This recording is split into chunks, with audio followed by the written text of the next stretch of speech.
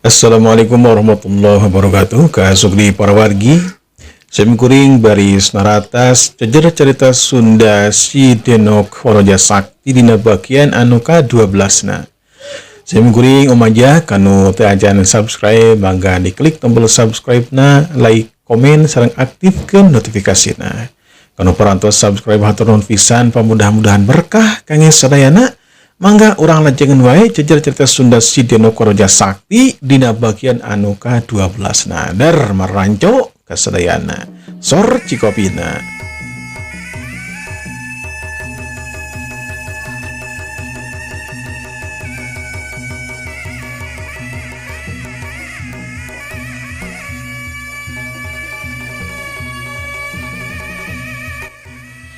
Lila kurila masih juhe jeung dua baturna kadese. Lurun tuyan tenggelan jeung tajongan eta tuyul nangol dina anggota badana. Heuk jebot celebet cedak. Kubrak kedabut harita teh rubuh. Korja tilu warna harita hudang deui.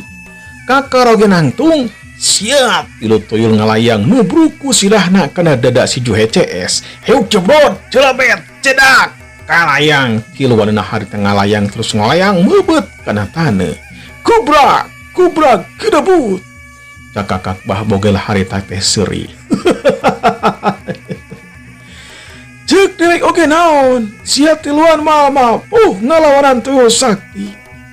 Ningali kayan kitu. Curilat motok harita ngadeketan ka si juhe CS. Tapi bah bogel teu cicingeun. Bah bogel harita ngahlangan barejeng nibas ke leungeun katuhna. Hiuk kuku. Keduk das.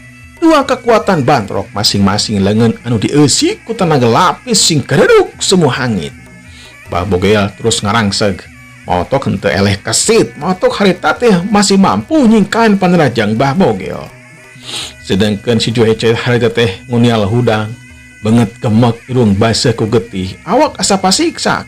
Jarik jeg tiruanana harita teh nyobaan mancuhkeun di tangtunganana. Sedangkan genep tuyul caricing, cek pikirna lawan moal mampu nuruskeun di tarungna sabab geus babak belur. Bah bogel ngaret seeutik ka genep tuyul. Tetela caricing, puguh we jadi ambek. Dina kayan kitu maotok henteu mikeun kasempatan sabab bah bogel teh balanga. Heuk beureup maotok harita nyerewuk kana dada bah bogel. Keduk das. Siap suku katuh maotok harita teh keuna kana iga burungna bah bogel. Heuk cedak. Bogel sia ngabongon. Cari jeug harita teh mundur terlengka. Maotok harita ngagorok ka si juhe CS. Ahmad, jaga pake gelang sakti yo. Palasap maotok harita teh babetkeun tilu gelang hideung. Kap. Juhe CS harita hewak kana eta gelang terus dipake dina leungeun katuhuna. Eta gelang teh asal lama molongo da puguh liangna teh gede. Tapi sanggeus dipake eta gelang teh jadi ngaleutikan pageuh dina leungeun si juhe jeung dua baturna. Badan juhe harita teh ngageleter. Tanaga anu tadina leuseuh jeung awakna anu nyeri ngadedak jadi jag bari jeung cager. Si Omor jeung si Joko oge sarua ngalaman kajadian anu ku si juhe kaalaman. Tanaga anu dipibadak ku juhe CS jadi 10 kali lipat. Eta gelang dipake lain gelang samanea. Juhe harita ngangkat leungeun katuhuna terus kukupai ka eta tuyul. Gegag hiji tuyul leumpang. Carilat juhe ngan sakolepat mindo beungeut eta tuyul. Hiuk jebrot poleang kedebut. Kulipak cedak dengar kababaturanana. Padau gelas tuyul anu ditenggal ku si juhe ti harita ngaleungit. Sedangkan maotok jeung bah bogel tarung beki rongkah bae. Hampir sakabeh jurus dikaluarkeun tapi bah bogel tacan mampu ngabinasa maotok. Kulantaran di bibir imah patua kampung aya kaributan loba jalma anu daratang ningali kana eta kajadian. Berarti ati mogi aya sakabeh jalma anu nyaksian melohok mate simeuteun sabab nempo tuyul pikasieun. Rakatek bah bogel harita ngeluarkeun jurus simpenanana. Dua leungeun harita teh dikaluhurkeun. Terus diarahkeun ka maotok. Hiu belesat. Bah bogel harita nyerang deui. Kacepatan gerakanana dironcatkeun. Eueup harita nu bulet ngandung kekuatan tenaga lapis anu pohara ngadius bang baraan. Maotok henteu ngakiwar tapi mapag kana serangan bah bogel ku lengan katahuna. Hayu keduk das kalayang cedak. Maotok harita teh mental kana tangkal jamu. Keburu maotok harita teh mebet kana taneuh. Sedangkan si Juhe Omod jeung Joko sing corelat harita teh ngahantam kana dada jeung beungetat eta tuyul. Hayu jeblod jelebet cedak gebro. Lima tuyul temang nuturkeun kacepatan gerak si Juhe CS. Keburu lima tuyul teh harita namu las. Lima tuyul teh leungit. Juhe ningali maotok rubuh ceuleung loncat terus ngahudengkeun maotok. Jeung Omod jeung Joko pancuh di hareupeun maotok. Kulantaran tuh ciciptaan bah bogel geus ele, bah bogel bisa paham yen manehanana moal sanggup ari kudu ngarawanan opat urang mah. Sadar kana eta kayaan las cirim bah bogel leungit ninggalkeun eta patempatan. Pamaman harita langsung muru ka maotok terus dicanda ketepas. Tetela maotok teh henteu kunaon. Warga anu ningalikeun kana kejadian eta kakara apal ayeuna yen maotok teh mangrupakeun jawara sakti anu can aya tandinganana. Warga mah teu apaleun sakabeh kajahatan anu datang ka lamur eurih maotok sorangan anu ngalawananana. Nu matak cek warga mah lamur eurih teh lamur anu pangamana datara kabejanakeun aya maling.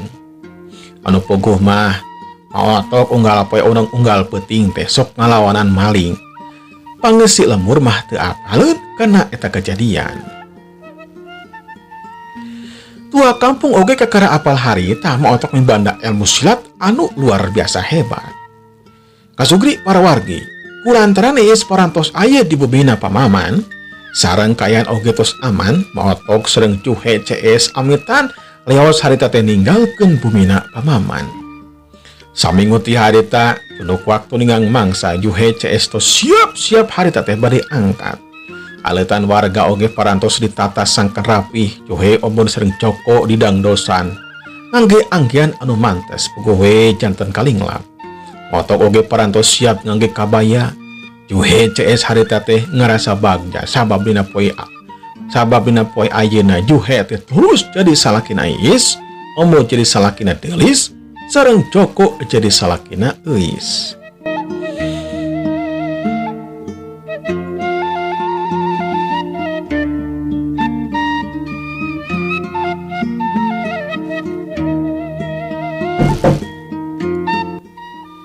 Mangsa alam harita teh isuk-isuk, sura manuk disarada jeung pada baturna. Angin leutik ngahiliwir nebak kana tatangkalan. Bering aletan Juhe CS ngabring ngabandalet mapai-mapai jalan pilemburan. Kulantaran henteu tebih aletan panganten pameget nyatana Juhe Omod sareng Joko parantos dugi. Urang ringkes ieu carita, Juhe Omod jeung Joko sah dina poe harita akad nikah ka putrina pamaman tua kampung. Acarana dinyakeun sabab nikahna teh ti putrin langsung. Juhe nikah sareng iis, Omod nikah sareng delis, Joko nikah sareng euis. Sadayana ngiring bingah da pugu acara teh ti poe peuting, nabeuh wayang, nabeuh organ tunggal, nabeuh itu nabeuh ieu, da pugu tua kampung teh loba duitna. Sabarna akad nikah Juhe Omod jeung Joko cicing heula di bebina pamaman tilu dinten. Dina poe esukna Juhe Omod sareng Joko nyuhunkeun widi ka pamaman sareng ka bumimin bade rumah tangga di bumina anu parantos sayogi.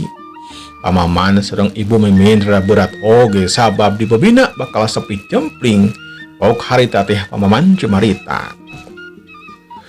Duh punten Jang Juhe, Jang Joko, Jang Omod oge ka putri-putri Bapak. Bapak teh rada berat upami ditinggalkeun ku sadayana mah. Yang saha nu ridho cicing di dieu. Ya maksud Bapak teh ngadamal bumi digegeureun bumi babawe, sangkan Bapak teu kaluman jeung bisa nganjang. Mun parantos dipapareun incu panginten, Bapak teh tiap dinten bakal mangku incu. Pok Juhe harita teh cumarita. Mohon Bapak abdi ngartos. Perkawis ieu teh panginten abdi sareng Neng Iis insyaallah kersa calik di dieu. Mun hatur nuhun Jang, kumaha Omod sareng Joko bari calik di mana? Abdi parantos ngobrol sakedap sareng Neng Delis. Mun abdi bade calik dia caket bumi bapa. Punten Bapak, upami sadayana dia mah penginten hawatos ka maotok teu aya anu ngarencangan. Sareng teu aya anu masak, kumaha kitu abdi sareng eus mah bade di ditu we caket bumi na maotok. Nuhun ka sadayana, Bapak satuju pisan kana kaputusan hidup. Tah masalah imah mah ayeuna oge bisa dipindagun ka dieu. Lahan geus aya, bahan oge geus sadia. Nya kulantaran babadamian terengse Juhe jeung Omod cicing dideketeun pamaman, sedangkeun Joko mah cicing dideketeun Ma Otok. Dina poe harita oge, pamaman nyaور Pak RT, Pak RT nyiapkeun pagawe sangkan mindahkeun imahna Juhe jeung Omod. Kulantaran anu gawena lobaan, dua poe oge imah Juhe jeung Omod geus beres. Urang ringkes carita sabulan ti harita. Is harita teh utah-utahan, teteh lais teh kakandungan. Puguh we Juhe bunga pisan. Sedangkeun Delis mah can eusian sarua jeung Eus. Sabulan ti harita Delis sareng Eus oge utah-utahan. Tegue maranehanana teh kakandungan. Teteh lah bener. Pamaman bagja pisan sabab tilu putrina dipaparinan kapercatenan kuno kawasa bakal gaduh putra. Maotok oge bungah pisan, hampir unggal poe beteungna euy sok diusapan. Mangsa alam urang ringkeskeun bae, 8 bulan ti harita ti luarana teh dipaparin murang kalih anu lucu. Ti luarana dipaparin murang kalih pameget. Tua kampung sareng maotok kacida bagja pisan, komo indung bapana nama. Saminggu ti sabenerna boga budak, pamaman ngayakeun syukuran muncit sapi, domba jeung hayam. Sakabeh warga diondang. Ping sadayana warga teh datang ka bumina pamaman. Saperti biasa ngumumkeun ngaran tilu incuna ku pamaman. Saterasna hadiah ku Pak Ustad oge baca sholawat sareng tuang bala kecerakan. Sabanana beres tuang sadayana warga dipasian pustik atanapi bungkusan leutik. Di jerona teh aya sangu sering dengeunana. Puguh we metak bunga pikeun sakabeh warga. Budak Juhe di ngaranan si Badil, budak Omod di ngaranan si Udoy, jeung budakna si Joko di ngaranan si Abel. Budak anu tilu eta kabehanana ngalak ka indungna. Teu aneh pakulitna pudas kabeh. Kumaha we indungna. Eta budak diurus jeung diati ku indung bapana. Sok sanajan Juhe, Omod jeung Joko pernah ngalaman jadi bangsat, tapi ari budak nama teu hayang nuturkeun lampahna. Katambah akinina boga harta anu loba mah nya jadi maling. Kasugri para wargi, eta budak anu tilu dididik ti leutik, diasuh ti budak ku didikan jeung atikan anu hade. Indungna unggal poe mamatahan sangkan aya dina katangtuan agama Islam. Pamaman ogi ngisi jasmani sangkan kuat, pinter bager bener jeung singer. Nya kitu deui Ma Otok mah ngisi luar jeung jero. Jasmanina kudu kuat, rohanina oge kudu kuat. Ngan edas dua budaknya tanah budakna Juhe jeung Omod beda ti batur. Naon sababna beda? Sabab teu bisa dicare ku sakali ngomong. Kudu terus dicaritaan kakara cicing. Mun diajar oge rada hese nerapna teh. Urang sebut we rada bodoh beda jeung budakna Joko. Si Abel mah calakan pisan, pinter jeung bager. Mun dicarek ulah teh tara maksa. Cicing we malahan masuk manja ka indung bapana. Unggal poe Ma Otok sok ngajarkeun ilmu silat ka si Badil, si Udoy jeung si Abel. Edas, damun poe isukna dipetel teh si Badil jeung si Udoy mah lebeng pahoeun we. Ma Otok reungna habis sakitu naon aduh jadi marga lantaran si Badil jeung si Udoy bisa kitu. Otok mikir buah-buah aya anu salah dina dirina Juhe jeung Omod. Otok can bisa mastikeun naon kasalahan si Juhe jeung si Omod dina zaman katukang. Si Badil jeung si Udoy terkenal ku beletna jeung ku bangorna. Karena diajar hese kana bangor mah calakan. Yeun pitapak bisa, jail ka batur bisa. Kana maledog hayam ku sakali oge sok keuna wae. Juhe jeung Omod lain teu apal, hare-hare we. Manehanana bisa ngarti anakna kitu nya meureunan ku polahna manehanana baheula anu can katobatan. Urang ringkes icarita budak anu tilu teh caturkeun geus kerede we umurna teh 15 tahun. Mejehna remaja hayang sagala nyoba anu anyar-anyar. Dina poe harita oge si Badil jeung si Udoy datang ka imahna si Abel ngajak ulin cenah ka sawah. Tapi si Abel mah embungeun da mantuan emak cenah di warung. Si Badil jeung si Udoy henteu maksa kenceling indit buanana ka sawah. Naon tujuan si Badil jeung si Udoy ka sawah? Nyatana niangan belut. Srok kadeukeuteun sawah eta sawah teh mending ngaplak mata kuas anu ningali sabab satungtung deuleu teh sawah we eta mah. Kecoprak harita teh si Badil turun ka sawah. Mangkaning eta sawah teh anyar ditanduran. Si Udoy oge harita teh turun. Terus duanana teh ngukuy menang belut mah henteu pare batur ditincakan atuh puguh we mun apeleun mah anu bogana pasti bakal ngambek. Kulantaran teu menang we belut kalacat kana galengan. Si anu ngocorek kana kotakan dipenep kuletak ku si Badil terus lempang kana kotakan anu sejen. Kitu jeung kitu we pagawean si Badil jeung si Udoy dina poe harita. Manggeus alam harita teh tengah poe si Badil jeung si Udoy ngarasa lapar kenceling indit dek balik ka imahna. Sajeroning di jalan sagala disepak, sagala dirawel, sagala dirubuhkeun. Si Badil jeung si Udoy kacida baderna. Sabaran tepi ka imahna masing-masing terus ke dapur calabak we dahar meuni ponyo. Ngan daharna meuni uprat-apret remeh balatak dina papan. Geus kitu koledag sare dienggon. Dina wanci asar harita eja manu datang ka imahna Juhe jeung si Omod tetela Mang Ukri jeung Mang Awan harita. Langsung we kana pokok masalah intina mah minta ganti rugi kotakan geus diruksak ku si Badil jeung si Udoy. Puguh we si Juhe jeung Omod teh ngahuleng. Ambek sabenerna mah ku kalakuan anakna ngan teu bisa kumaha sabab Iis jeung Delis sok ngabela. Pomo mun akina apaleun masuk dibela pisan. Cereng Juhe jeung Omod mari ganti rugi 300 perak. Itu pamentana Mang Ukri jeung Mang Awan. Sabadana Mang Ukri indit pok harita ning Iis cumarita ka salakina Juhe anu keur nyarande sungguh bingung. Kunaon nya Kang, anak urang teh bet kitu petana. Perasaan abdi mah da nuju ali teh henteu kitu-kitu teuing. Nyeta Kang oge bingung. Nah anak urang teh bet kitu teh. Punten Kang, sok bisi urang teh kadu dosa anu dihaja tanapi henteu dihaja. Kumaha pami teh mah urang doan teh urang tobat Kang.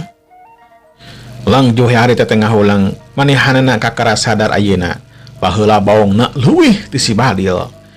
Dumasar kena hal eta si Juhe harita teh unggek. Sok senajan hatena mah can marayan dek mikir heula cenah sakedeung. Dina wanci sariak layung Juhe manggihan Omod. Kabeneran Omod harita teh keur ngahuleung we dina Bang Barung. Pok Juhe cumarita. Tong ngalamun atuh Mod. Pamali wanci sareupna kalahkeun ngalamun. Aya naon sok caritakeun ka dewe. Ya anu jadi bahan pemikiran mah si Udoy bat kitu petana, irakeun ka indung bapana. Ya damun unggal poe loba anu datang ka imah minta ganti rugi, kapan kuring oge rugi. Usaha batan sakit kapan. Nasib urang sarua Mod. Keke lah euy. Tapi anak nasi Joko mah kapanan bager. Nurut ka kolotna teh deui. Pinter, calaka, nah bisa kitunya. Kalau bah dia dewek mah tengar di euy. Atuh urang panggihan we yuk. Urang tanya naon anu jadi sabab jeung lantaranana anakna bisa gitu. Ayo. Ya ayo. Urang izin heula ka pamajikan bisa ngambek. Nya sabada kitu mah Juhe jeung Omod teh minta izin ka pamajikanana masing-masing dek manggihan Joko engke sabadana salat maghrib. Teu biasana Juhe jeung Omod teh ka masjid dekul salat maghrib berjamaah. Sanggeus salat maghrib berjamaah kencereng duana harita indit ka imahna Joko. Kasampak teh Joko sareng Eis teh nuju mamatahan ngaos putrana si Abel. Kulantaran aya tamu, Joko nyelang mukakeun heula pantop. Rai dibuka tetela Juhe jeung Omod. Atuh gancang cina ka jero imah. Di luarna harita teh kupkeuk caralik dina kursi ditepas. Torojol Eis jeung si Abel song munjungan. Si Abel mah cium tangan ka Juhe jeung Omod teh. Woe metak reuas sebab anak nama boro-boro cium tangan sesalaman oge tara. Euis nyelang heula ka dapur nyandak cai sareng nalaukna. Tos kitu mah euis teh sareng Abel ka tengah bumi deui. Juhe Omod jeung Joko plek ngobrol sakala di pedar. Puguh we di imahna teh jadi haneuteun ku obrolan tilu jalma. Keur kitu tok panto imah harita teh inu ngetrokan. Berai harita teh panto dibuka ku Joko. Pok mau tok harita teh cumarita. Panca mah ganggunya. Emak aya perlu ka Jang Juhe sareng Jang Omod yap ke bumi emak. Juhe jeung Omod sana tetep sok senajan pinuh ku pananya Juhe jeung Omod henteu baha. Buru-buru keluar ti imahna Joko terus asup ka bumina mah otok. Joko ngan saukur netep di bumina. Tos kitu mah Joko asup ka tengah bumi maturan euis jeung si Abel. Euleuh. Waktu senaparan tos siap kaum dangu. Insyaallah dinten enjing urang teraskeun dina bagian anu ka-13na. Semoga berjenggatun kesedayana. Wassalamualaikum warahmatullahi wabarakatuh.